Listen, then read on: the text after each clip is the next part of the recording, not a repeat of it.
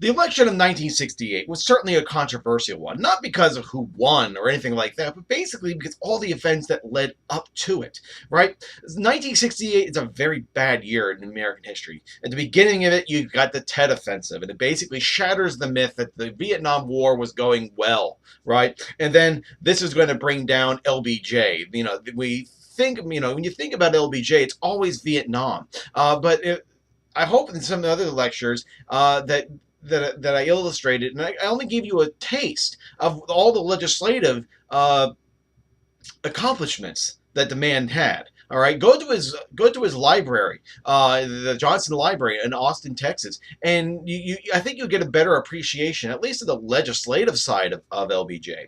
But nevertheless, LBJ is going to be pulled down by Vietnam.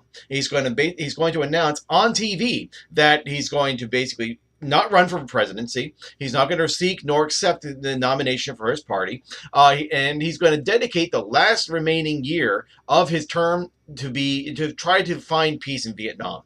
So this opens up the door for the Democrats, right? And so as the campaign season is going, you definitely see a split within the party. You have a pro-war, continue it, let's just finish the job part of the Democratic Party. Then you have the anti-war, we need to get out of this type part of the party, right? And that part of the party is represented by Robert F. Kennedy. Kennedy hated LBJ, and LBJ hated Kennedy. I mean, there's really no way you can actually sugarcoat this thing, okay? So the two men hated each other. The 1968 is going to continue just to fester, right? We had the Tet Offensive, and then Martin Luther King's assassinated. And soon after that, Robert F. Kennedy is assassinated. He's assassinated when, after he wins the California primary at the Ambassador Hotel in Los Angeles, and thus he's going to be assassinated, and that takes out a major figure within the Democratic Party. The result of which is going to be that a party favorite, a establishment candidate, as we would say today, is going to be nominated for the Democratic for the Democratic ticket. The sitting vice president and pro-war Hubert Humphrey.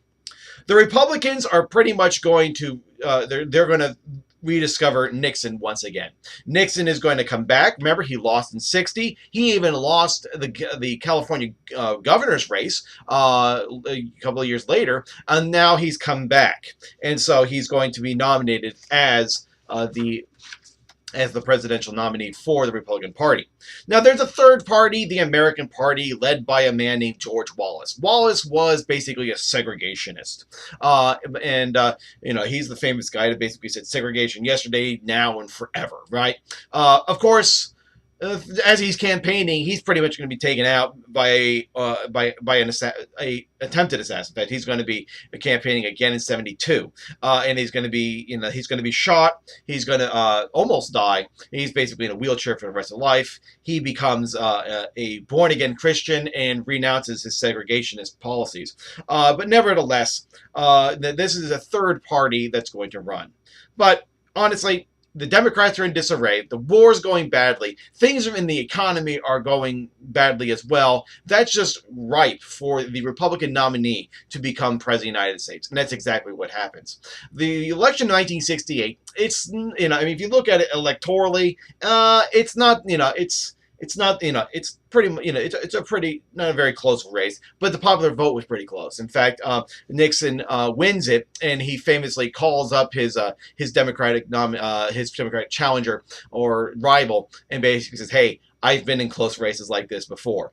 But nevertheless, Nixon is now president of the United States. He basically wants to try to finish this war. He wants a peace with honor. And he wants to also de-escalate a lot of the tension in the Cold War. And the funny thing is that when Nixon's doing this, you always have to remember, this guy is a rabid anti-communist just 10, 20 years later, 10, 20 years later, earlier, right? He's the guy that's on the HUAC committee, right? And he's a bitter anti-communist. Yet we're going to see in the next slide, the next lecture, that he is an absolute master when it comes to foreign policy, particularly when dealing with communist nations.